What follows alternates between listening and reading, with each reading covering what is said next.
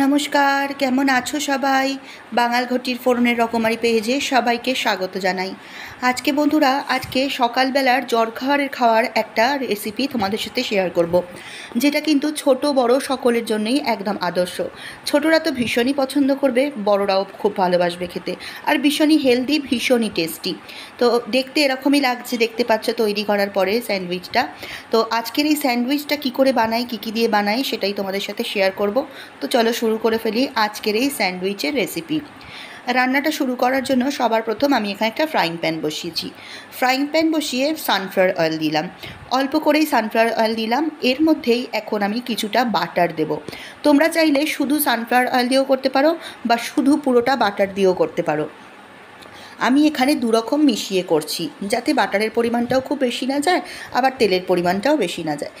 তেল আর বাটারটা ভালো করে গরম হয়ে গেলে পরে, বাটারটা ভালো করে তেলের সাথে মিশে গেলে পরে, সবার প্রথম দেখো রসুন দিলাম। এই রসুনটাকে লম্বা লম্বা সরু সরু করে কেটে নিয়েছিলাম। রসুন দেওয়ার পরে এর মধ্যে দিয়ে দিলাম কিছু কাঁচা লঙ্কা। কাঁচা লঙ্কাটা তোমরা যে যেমন খাও সেরকম বুঝে দেবে। বাড়িতে যদি ছোট বাচ্চারা থাকে তাহলে কাঁচা লঙ্কাটা স্কিপ করতে পারো, আর যদি ঝাল অল্প খাও তাহলে অল্প বেশি কাঁচা লঙ্কাটা তোমরা বুঝে আন্দাজ মতো দেবে। আর লঙ্কা যদি দাও তেলের ওপর এরকম সবার আগে দেবে, তাহলে লঙ্কার যে ফ্লেভার সেটা সুন্দরভাবে তেলের সাথে মিশে যাবে। রসুন আর এই কাঁচা লঙ্কাটাকে এখন একটু কিছুক্ষণ ভাজা হতে দেবো। একটু গ্যাসের ফ্লেম একদম কম করে রাখবে, বাড়িয়ে দিবে না, বাড়িয়ে দিলে পরে কিন্তু চট করে পুড়ে যাবে। একদম গ্যাসের ফ্লেম কম করে করবে, তাহলে সুন্দর করে আস্তে আস্তে কিন্তু ভাজাটা হতে থাকবে। এখন এর মধ্যে দিয়ে দিলাম দেখো কুচি কুচি, একদম ঝিরিঝিরি কুচি কুচি করে কাটা পেঁয়াজ কুচি। এই স্যান্ডউইচটা করার জন্য আমি যে পেঁয়াজ বা রসুন বা টমেটো দেবো এরপরে, যেগুলো দেবো সবজিগুলো সব কিন্তু ঝিরিঝিরি করে কুচি কুচি করে কাটতে হবে। যতটা কুচি করে কাটতে পারবে, পরবর্তী সময়ে যখন স্যান্ডউইচটা পুরোটা তৈরি হয়ে যাবে, খেতে ততটা বেশি ভালো লাগবে। কিছুটা রসুনটা পেঁয়াজটা ভাজা করে নেওয়ার পরে এখন এর মধ্যে দিয়ে দিলাম টমেটো কুচি। একটা গোটা টমেটো আমি এর মধ্যে ব্যবহার করেছি। এবারে এটাকে একটু নেড়ে চেড়ে ভাজা হতে দেব।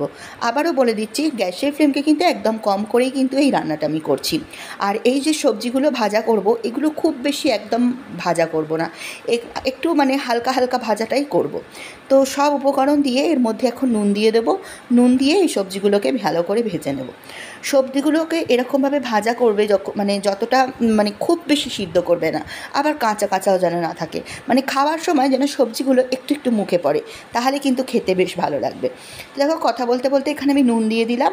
নুনটা দিয়ে এখন এটাকে একটু ভাজা হতে দেবো। এই ধরনের রান্না, মানে এই ধরনের স্যান্ডউইচ মানে দোকানে পাওয়া যায়, যেগুলো চিজ দিয়ে করে, মেয়োনিজ থাকে। তো সেই স্যান্ডউইচটাই আজকে তোমাদের সাথে করে দেখাচ্ছি।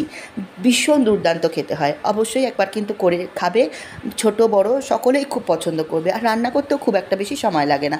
তো বলতে বলতে এখানে দেখো আমি কিছু চিকেনকে সিদ্ধ করে নিয়েছিলাম শুধু নুন দিয়ে, আমি কিন্তু হলুদ দিইনি।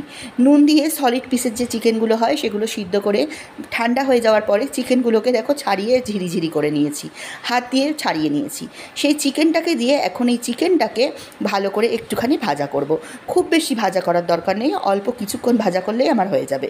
এর মধ্যেই এখন আমি কিছু গোলমরিচ দিয়ে দিলাম ক্রাশ করে। তোমরা চাইলে গোটা গোলমরিচকে থেতো করে নিয়েও এর মধ্যে দিতে পারো। আর এখন এই পর্যায়ে যতটা পরিমাণ আর একটু নুনের প্রয়োজন, সেই নুনটাও এখন দিয়ে দিলাম। দিয়ে এবার চিকেনটাকে একটু নাড়াচাড়া করে ভাজা করব। তোমরা যখন চিকেনটা ভাজা করবে তখন বুঝতে পারবে চিকেনটা দেওয়ার পরে একটা না কড়াইতে একটু হালকা জল মতো ছাড়বে, কারণ সিদ্ধ করার পরে চিকেনটার থেকে, সবজিগুলোর থেকে তো একটা জল বেরোয়, সেই জলটা ছাড়বে। সেই জলটাকে মেনে নেবে, যতক্ষণ না জলটা মরে যায় ততক্ষণ কিন্তু এটাকে রান্না করতে হবে। যখন জলটা পুরো ভালো করে মরে যাবে, এখানে আমি দেখো দিয়ে দিচ্ছি একটা চিজ। একটা না, আমি এখানে দুটো চিজের কিউব ভালো করে গ্রেটারে ঘষে এর মধ্যে এখন দিয়ে দেবো। দুটো চিজ দিয়ে দিচ্ছি, প্রথমে একটা দিলাম আর একটাও দিয়ে দিয়েছি, ঠিক এতটা পরিমাণ হয়েছে। এবারে ভালো করে নেড়ে ছেড়ে এই স্যান্ডউইচের পুরটার সাথে চিজটাকে মিশিয়ে নেব। খুব ভালো করে মিশিয়ে নিচ্ছি, দেখতেই পাচ্ছ। এই চিজটা দেওয়ার পরে কিন্তু স্বাদটার অনেকটা পরিবর্তন হয়ে যায়। আর লাস্টে আমি দিয়ে দিলাম একটুখানি টমেটো সস। টমেটো সসটা কিন্তু অবশ্যই দেখবে, তাহলে একটু বেশ ঝাল ঝাল, একটু যেহেতু নোনতা নোনতা, একটু মিষ্টি মিষ্টি, খাওয়ার সময় খেতে খুব ভালো লাগবে। পুরটা কিন্তু তৈরি হয়ে গেল। সসটা দিয়ে আর বেশিক্ষণ সময় রাখবে না, সসটা দিয়েই মিশিয়েই পুরটাকে নামিয়ে নেবে।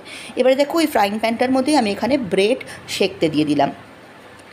গ্যাসের ফ্লেম মিডিয়াম আঁচ করে ব্রেডটাকে এখন উল্টে পাল্টে ভালো করে একটু কড়া করে সেঁকে নেব। এই দুভাবে ব্রেডটাকে তোমরা করতে পারো, এইভাবে করতে পারো, আর নাহারে যে পাউরুটি শেকার যে মেশিন হয় তাতেও তোমরা দিতে পারো।